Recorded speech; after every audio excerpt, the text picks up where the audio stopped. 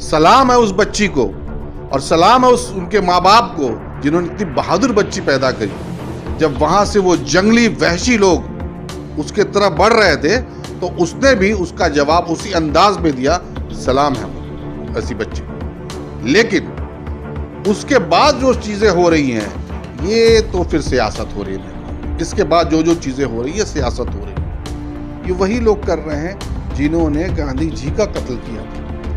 ये वही सोच है जो हावी होने की कोशिश कर रही है कि हिंदुस्तान को सेकुलर न रखकर हिंदुस्तान को एक हिंदू राष्ट्र बनाया जाए। ये वही लोग हैं जो मेरे हिंदुस्तान को, आपके हिंदुस्तान को तबाही के कगार तक लेके जा रहे हैं। और पूरे हिंदुस्तान के लोग समझ रहे हैं कि जब इलेक्शन आते हैं ऐसे मुद्दे उठ के आ जाते हैं। बहुत कोशिश की जा रही है इनकी तरफ से कि माहौल को बिगाड़ा जाए, हिंदू मुस्लिम किया जाए, हिंदू मुस्लिम किया जाए, लेकिन नहीं हो पा रहा है इनसे। क्यों? कि मैं सलाम करूंगा अपने मुसलमान भाइयों को भी कि वो इनको मौका नहीं दे रहे हैं। पूरे देश में इस वक्त हिजाब को लेकर एक विवाद छिड़ी हुई है। कर्नाटका के चंद कॉलेजेस से शुरू हुआ ये विवाद इस वक्त पूरे भारतवर्ष में मौजूए बहस बना हुआ है। पश्चिम बंगाल में भी पिछले 2-3 दिनों से कई जगहों पर यहाँ पे लड़कियां हिजाब पहनकर एहतिजाज कर रही है, मुजाहरा कर रही है, अपना विरोध जता रही है। इस पर क्या कुछ कहना है टीएमसी के नेता अनवर पाशा का, जो पिछले कई सालों तक एमआईएम के भी पश्चिम बंगाल के चेहरा थे। बहरकैफ पश्चिम बंगाल के 4 कॉरपोरेशन में चुनाव भी होने हैं कल, इस पर भी हम उनसे बात करेंगे। लेकिन हमसे इनसे पहली जो हमारी जो सवाल होगा वो हिजाब को लेकर। पाशा साहब, आपका हालात बंगाल न्यूज़ टक इंडिया में स्वागत है। पूरे देश में ये जो विवाद चल रहा है और जो कर्नाटका के एक कॉलेज में हम लोगों ने देखा, एक मंजर देखा कि किस तरह से एक लड़की को कुछ लड़के गेरुआ गमछा पहन के हूटिंग कर रहे थे, इस पूरे घटनाक्रम को आप किस तरह आकलन करेंगे? पहली बात तो ये, बहुत बहुत शुक्रिया। बात यह है कि वहाँ जो हुआ था वो पूरी दुनिया ने देखा और इससे सबसे बड़ा नुकसान मेरे मुल्क का ये हुआ कि मेरे मुल्क जो है पूरे दुनिया में इस कदर बदनाम कर दिया इन लोगों ने कि आज शर्म आ रही है। सलाम है उस बच्ची को और सलाम है उनके माँ बाप को जिन्होंने इतनी बहादुर बच्ची पैदा करी। जब वहां से वो जंगली वहशी लोग उसके तरफ बढ़ रहे थे तो उसने भी उसका जवाब उसी अंदाज में दिया, सलाम है मुझ ऐसी बच्ची को। लेकिन उसके बाद जो चीजें हो रही हैं ये तो फिर सियासत हो रही है। मैं कहूंगा इसके बाद जो जो चीजें हो रही है सियासत हो रही है, यही कहना है मेरा। क्योंकि इसको बीजेपी किसी भी हाल में अपने तरफ लेने की कोशिश कर रही है कि इसको लेकर एक इशू खड़ा किया जाए। गोदी मीडिया ने हाथों हाथ लिया। देखते बहुत कुछ होता रहता नहीं आता है, लेकिन जब हिजाब का मामला है इसको लेके डिबेट्स होने लगी, इसको लेके जो आपस में लोग डिस्कस करने लगे, बाकायदा इसको इतना फैला दिया गया ताकि इसका इफेक्ट उत्तर प्रदेश में पड़े, आने वाले इलेक्शन में पड़े। जो एक सेकुलर पार्टी बीजेपी के खिलाफ वहां पर जो मजबूती के साथ खड़ी हो रही है सपा, उस पर भी इफेक्ट पड़े और दूसरी जो कम्युनल पार्टियां वहां जाके लड़ रही हैं उस तरफ वो डाइवर्ट हो जाए। इसका ये जो है ये बीजेपी की तरफ से कराया गया है और ये वही लोग हैं जो डिवीजन पॉलिटिक्स में यकीन रखते हैं कि विभाजन करो और राज करो। ये वही चीज है। हिजाब को लेकर ये जो कंट्रोवर्सी हो रहा है, आपके निगाह में क्या है? ये इस्लामोफोबिया है या फिर धार्मिक कट्टरता है? बिल्कुल नहीं है। इस्लाम जो इसकी परमिशन देता है और कॉन्स्टिट्यूशन इसकी इजाज़त देता है कि लिबास हमारा कैसा होना चाहिए, हम क्या खाएं, इस पर कुछ नहीं बोलता है। तो अगर कोई आदमी अपनी मर्जी से ये चीज़ धारण कर रहा है तो इसमें कोई हर्ज नहीं होना चाहिए।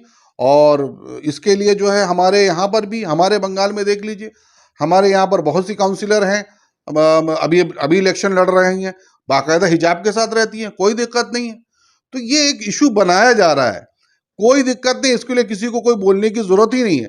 लेकिन जो उस बच्ची ने किया उसने बहुत जबरदस्त जवाब दिया, उसका जवाब देना बहुत सही था और वाकई ऐसी बहादुर बच्चियों की जरूरत है। मैं ये कहूँ, आखिर कौन सी वो ताकतें हैं, कौन से लोग हैं जो स्कूल के बच्चों को गेरुआ गमछा दे रहे, गेरुआ पगड़ी दे रहे और ये सिखा रहे कि मुसलमान लड़कियों को जो नकाब में देखो उसको जय श्री राम बोल के उसको वोटिंग करो? कौन से ऐसे लोग हो सकते हैं, क्या लगता है आपको? ये वही लोग हैं जो चाहते हैं कि हिंदुस्तान जो है, जो एक बाग है, वो एक खेत बन जाए। वो चाहते एक ही टाइप के फूल उसमें खिले, जबकि हिंदुस्तान एक बाग है। ये कौन कर रहे हैं? ये वही लोग कर रहे हैं जिन्होंने गांधी जी का कत्ल किया था। ये वही सोच है जो हावी होने की कोशिश कर रही है कि हिंदुस्तान को सेकुलर न रखकर हिंदुस्तान को एक हिंदू राष्ट्र बनाया जाए। ये वही लोग हैं जो मेरे हिंदुस्तान को, आपके हिंदुस्तान को तबाही के कगार तक लेके जा रहे हैं। और पूरे हिंदुस्तान के लोग समझ रहे हैं कि जब इलेक्शन आते हैं तो ऐसी ऐसे मुद्दे उठ के आ जाते हैं। बहुत कोशिश की जा रही है इनके तरफ से कि माहौल को बिगाड़ा जाए, हिंदू मुस्लिम किया जाए, हिंदू मुस्लिम किया जाए, लेकिन नहीं हो पा रहा है इनसे। क्यों? कि मैं सलाम करूंगा अपने मुसलमान भाइयों को भी कि वो इनको मौका नहीं दे रहे हैं। इन्होंने आसाम में हरकत करवाई, वहां पर जाके गुस्ताखी करी, नबी सल्लल्लाहु अलैहि वसल्लम के शान में गुस्ताखी करी, कुरान की बेहुरमती करी। उसके बाद भी इन्होंने सोचा कि शायद अब दंगा हो जाए, लेकिन मुसलमान तहम्मुल का परिचय दे रहे हैं कि वो नहीं। उस बनिस्बत उनके मुकाबले जो हमारे हिंदू सेकुलर हिंदू भाई जो हैं वो निकल कर सामने आ रहे हैं और मुंह तोड़ जवाब दे रहे हैं उन लोगों का। वाकई में क्या इनकी तादाद उनसे कहीं ज्यादा है। आज हमारे हिंदू भाई उनको जवाब दे रहे हैं, हमारे हिंदू बहनें हिजाब के फेवर में जवाब दे रही हैं। और क्या चाहिए? तो ये मैं कहूंगा कि ये सारे लोगों की, ये चंद लोग हैं, मुट्ठी भर लोग हैं, और ये हमसे टकराएंगे तो ये चूर चूर हो जाएंगे। इनकी औकात, इनकी हैसियत नहीं है कि हमसे ये टक्कर ले। ये वही लोग हैं जो हिंदुस्तान को तबाही की तरफ लेके जाना चाहते हैं। तो मैं सभी से कहूंगा, खासकर उत्तर प्रदेश के लोगों से कहूंगा कि आप इसको इश्यू बनने न दें।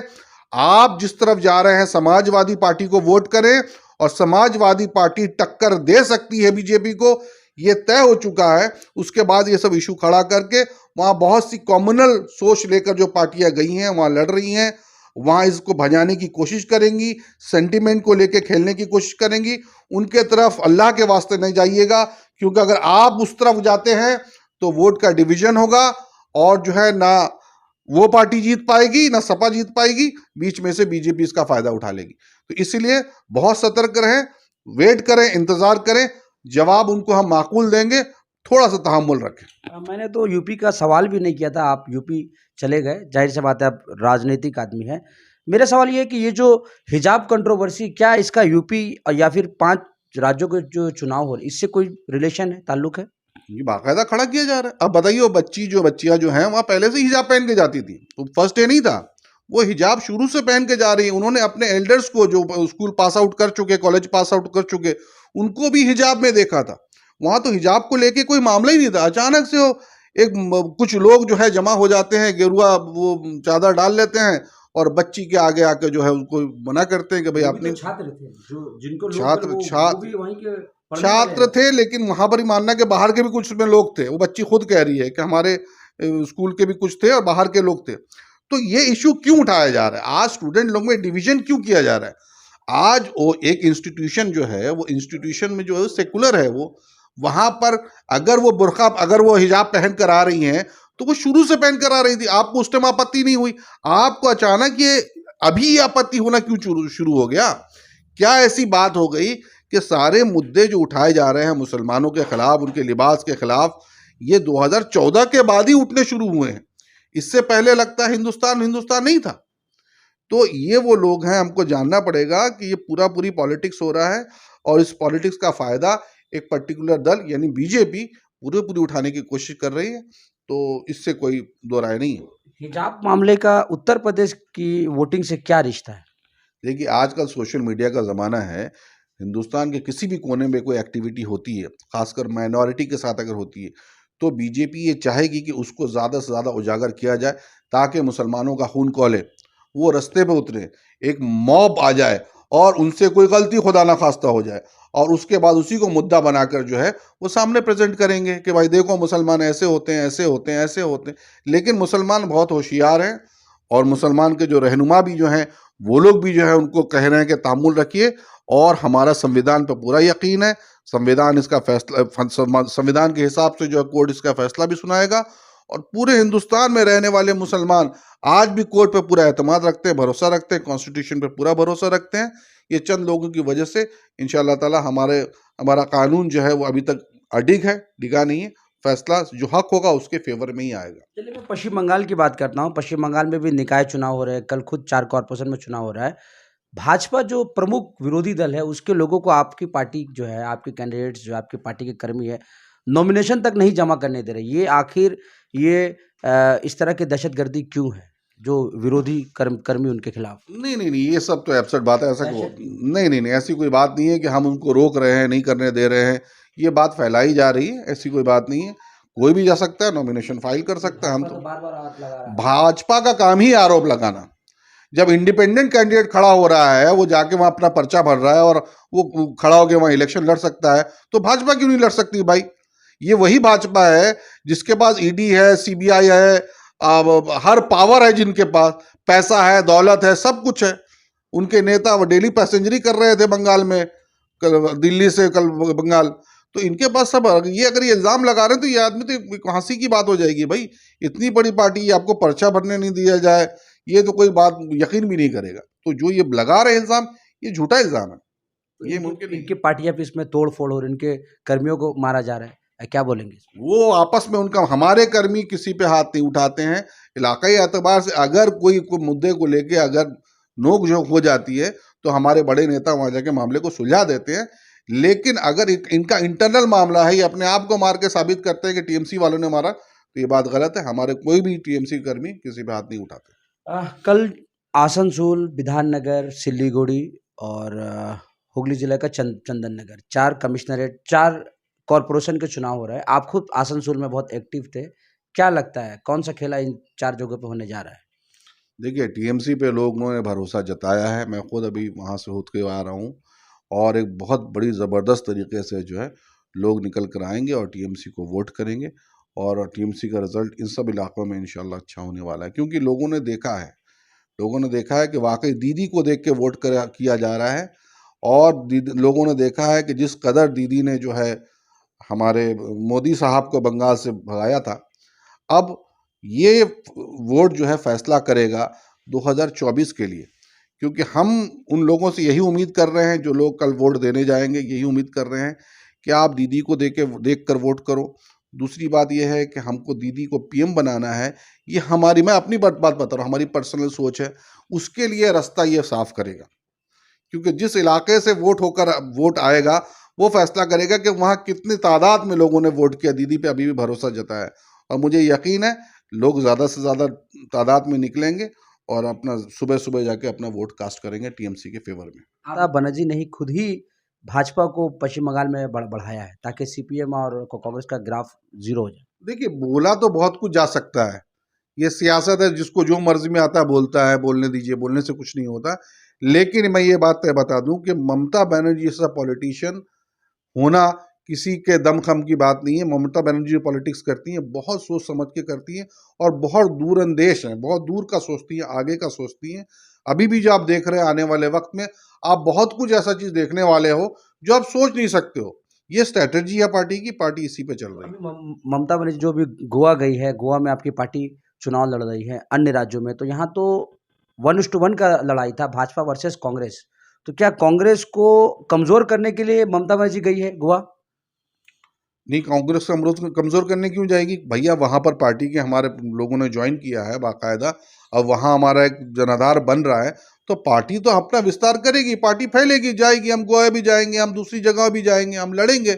अब वहां पर वोट आने के बाद, पब्लिक जब वोट डालेगी उसके बाद अगर सवाल करें आप, तो ही मैं आपको मान सकता हूँ। हम तो फुल कॉन्फिडेंस है हमको कि हम हमारा रिजल्ट वहाँ अच्छा होने वाला है। क्योंकि आप जिन लोगों को ले रहे वो तो कांग्रेस पार्टी के ही सब नेता है। तो क्यों ये सवाल कांग्रेस को किया जाए ना, ये कांग्रेस को सवाल किया जाए। बीजेपी के किसी नेता को क्यों नहीं आप लोग तोड़ पा तो रहे? भैया, कांग्रेस वाले अगर हमारी आइडियोलॉजी को पसंद कर रहे हैं, कांग्रेस वालों को अगर लग रहा है कि वाकई दीदी कर सकती हैं, दीदी के अंदर वो क्षमता है, वो आ रहे हैं, चाहे कहीं से भी, अगर वो हमारी आइडियोलॉजी को मानते हैं और दीदी की पद्धति को, काम करने वाली पद्धति को मानते हैं, तो सबका वेलकम है, चाहे वो कांग्रेस वाले आ जाएं या बीजेपी वाले जाए, जो भी आ जाए। लेकिन शर्त यह है कि हमारी आइडियोलॉजी को मानना पड़ेगा और हमारे बताए हुए नहज व तरीके से जो है आपको सियासत करनी पड़ेगी, तो वेलकम है। हम तो पब्लिक कौम की खिदमत के लिए हम तैयार बैठे हुए हैं। हमको हिंदुस्तान को खूबसूरत बनाना है और उसके लिए ममता बनर्जी आगे बढ़ रही हैं। और उन्होंने एक बयान में भी कहा कि अगर पार्टी को भी कुर्बान करना पड़े तो मैं कर दूंगी, मैं अपने देश से इतनी मोहब्बत करती हूँ। ये बहुत बड़ी बात उन्होंने कह दी। ये आदमी को समझना चाहिए कि दीदी क्या बोल रही हैं। दीदी अपने वतन से, अपने देश से इतनी मोहब्बत करती हैं कि वो कह रही कि जो कुछ मेरे पास है मैं सब दे दूंगी, मुझे इस देश को आगे लेके जाना है। तो मेन मुद्दा जो आज के डेट में है, टीएमसी जो है वो सिर्फ और सिर्फ डेवलपमेंट की बात करती है कि हमारे सूबे को आगे लेके जाना है, हमारे देश को आगे लेके जाना है। लेकिन इसके बनिस्बत दूसरी पार्टियां जो हैं वो डिवीजन पॉलिटिक्स पे यकीन करती हैं। वो सोचती हैं कि अगर विभाजन होगा तो हमको फायदा होगा।